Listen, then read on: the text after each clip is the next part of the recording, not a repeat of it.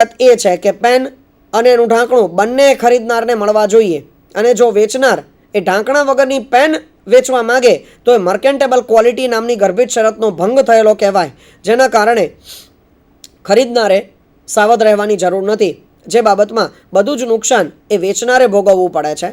તો મિત્રો, આ હતી ડોક્ટ્રિન ઓફ કેવિયટ એમ્પ્ટર એટલે કે ખરીદનાર સાવધ રહો બાબતની જુદી જુદી જોગવાઈઓ. એના પછી મિત્રો હવે આપણે લઈએ છીએ rights of unpaid seller. Unpaid seller મિત્રો એટલે અણચૂકવ્યો વેચનાર. અણચૂકવ્યો વેચનારનો સૌથી પહેલાં અર્થ સમજવો જરૂરી છે અને એ અર્થ સમજી લીધા પછી આપણે એ અણચૂકવ્યા વેચનારના અધિકારો કેટલા છે જે બાબતમાં વિગતવાર ચર્ચા કરીશું. સૌથી પહેલાં એનો અર્થ લઈએ. Meaning of unpaid seller as per section 45 subsection 1 clause 2. તમે જોઈ શકો છો મિત્રો કે એમાં બે ક્લોઝ છે, when whole price has not been paid અને B when a negotiable instrument has been received as conditional payment and it has been dishonored. મિત્રો, એ નામના કોલમમાં એવું એ નામના ક્લોઝમાં એવું કહેવા માંગે છે કે જ્યારે અણચૂકવ્યા વેચનારને પૂરેપૂરી રકમ એટલે કે વસ્તુની રકમ ચૂકવવાની બાકી હોય તો આ એક શરત છે કે જેની અંદર એ વેચનારો અણચૂકવ્યો વેચનાર બને છે. અને બી નામના ક્લોઝમાં એવું કહેવામાં આવ્યું છે કે જ્યારે કન્ડિશનલ પેમેન્ટના ભાગ સ્વરૂપે એટલે શરતી ચૂકવણીના ભાગ સ્વરૂપે જો ખરીદનાર દ્વારા વેચનારને કોઈ નેગોશિયેબલ ઇન્સ્ટ્રુમેન્ટ ડિલિવર કરવામાં આવ્યું હોય.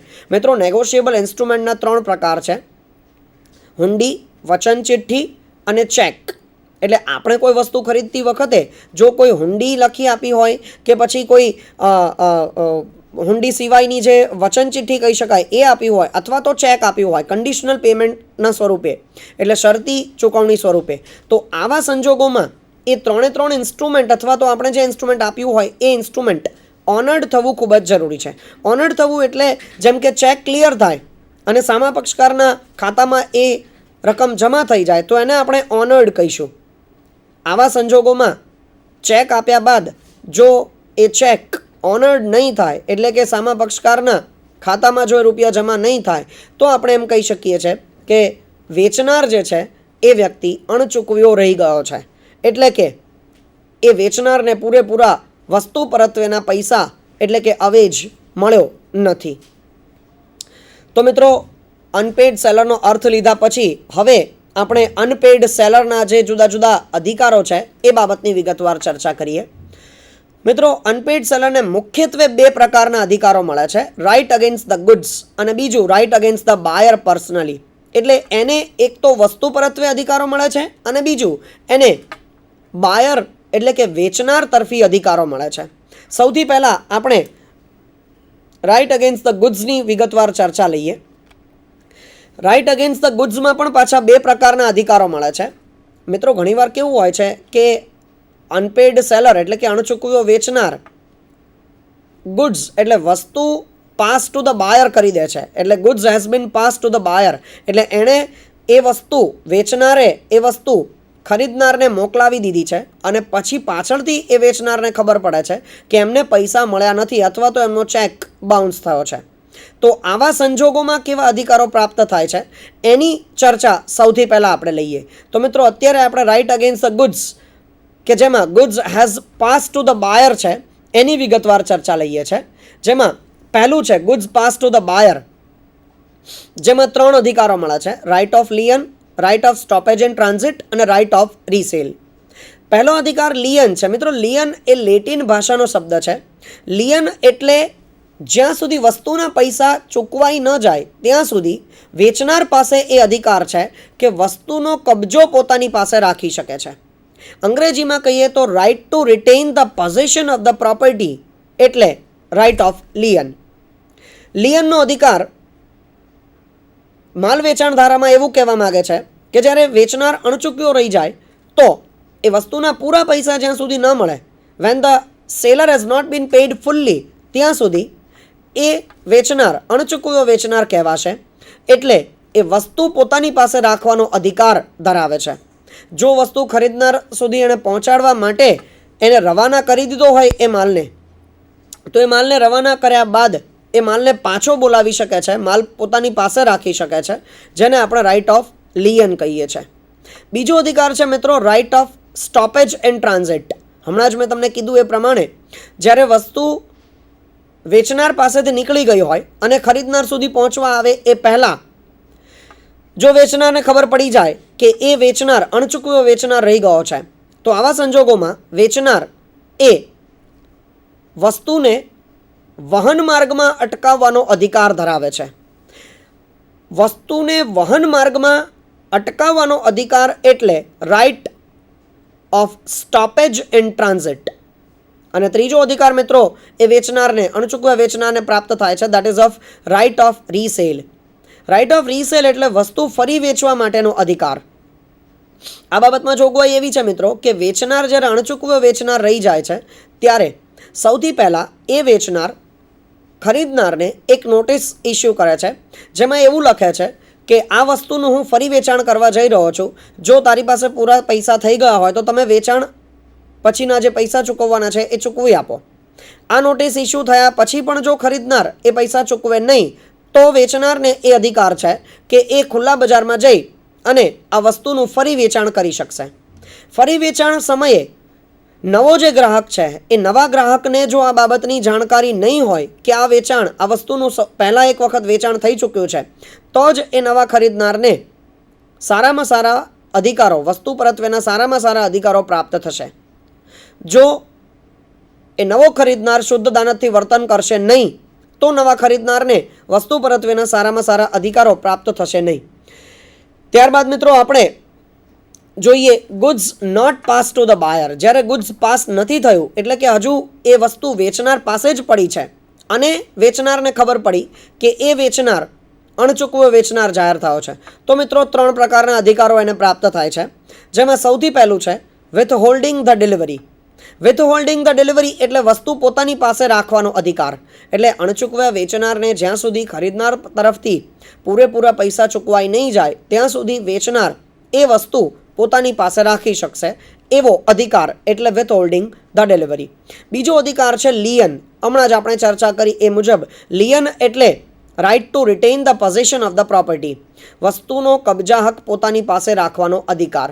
અને ત્રીજો અધિકાર પ્રાપ્ત થાય છે મિત્રો એને રીસેલ માટેનો. રીસેલ એટલે ફરી વેચાણ કરવા માટે.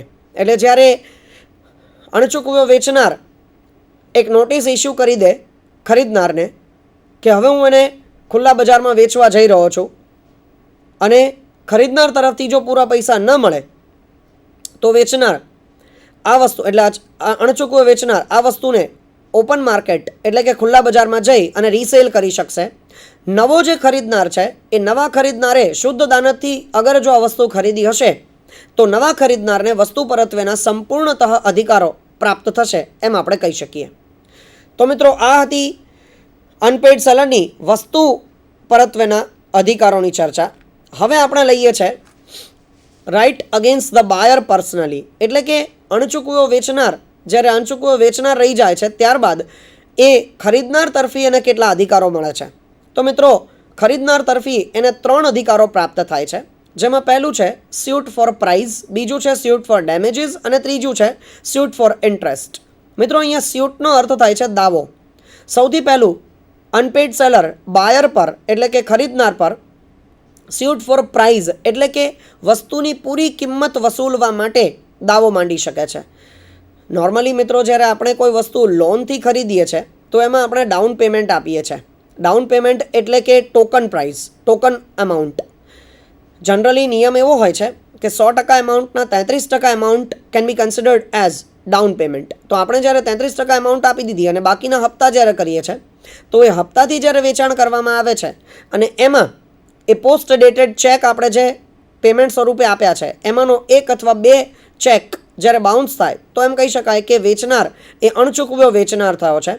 અને જો એ કિંમત ખરીદનાર પૂરેપૂરી ન ચૂકવી દે તો જેટલી રકમ બાકી રહી છે કિંમત પરત્વે એ રકમ વસૂલવા માટે એ અણચૂકવ્યો વેચનાર એ બાયર ઉપર એટલે કે ખરીદનાર ઉપર સ્યુટ ફોર પ્રાઇઝ એટલે કે વસ્તુની પૂરી કિંમત વસૂલવા માટે કેસ કરી શકે છે.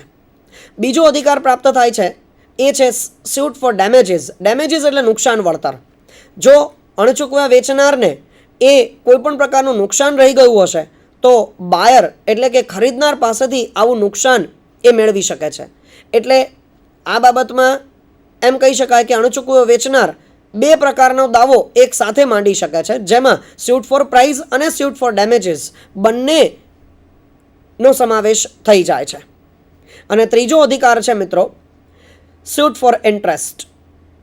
ઇન્ટરેસ્ટ એટલે વ્યાજ. જ્યારે વેચનાર અને ખરીદનાર બંને એ વસ્તુ વેચાણ માટે કે ખરીદ કરવા માટેનો જે કરાર કરે છે એ સમયે જો આ બાબતની જોગવાઈ કરારના શબ્દોમાં મૂકવામાં આવી હશે કે બંને પક્ષકારોમાંથી જે પક્ષકાર પોતાની શરતોનું પાલન નહીં કરે ત્યારે બીજા પક્ષકારે સામા પક્ષકારને વ્યાજ આપવું પડશે, તો આવા સંજોગોમાં અણચૂકવ્યો વેચનાર જો રહી જાય છે તો વેચનાર પ્રાઇઝ ડેમેજીસ આ બંનેની સાથે સાથે એ વ્યાજ માટે પણ દાવો માંડી શકે છે. પણ મિત્રો અહીંયા એક વસ્તુ ખાસ યાદ રાખવા જેવી છે કે જો કરારની અંદર વ્યાજ બાબતમાં કોઈ પણ પ્રકારની ચર્ચા ન કરવામાં આવી હોય તો અણચૂકવ્યો વેચનાર ફક્ત પ્રાઇઝ અને ડેમેજીસ માટે સ્યુટ કરી શકે છે, એટલે કે દાવો માંડી શકે છે, પણ વ્યાજ માટે ક્યારેય દાવો માંડી શકતો નથી. જો આ બાબતની જોગવાઈ આપેલી હોય તો દાવો મળી શકે છે, ન આપેલી હોય તો દાવો મળી શકતો નથી. તો મિત્રો આ હતી ચર્ચા રાઇટ ઓફ અનપેઇડ સેલર બાબતમાં. જે બાબતમાં તમને કોઈ પણ પ્રકારના પ્રશ્નોની જો કોઈ મૂંઝવણ હોય તો તમે મને અત્યારે કોલ કરીને પૂછી શકો છો મિત્રો.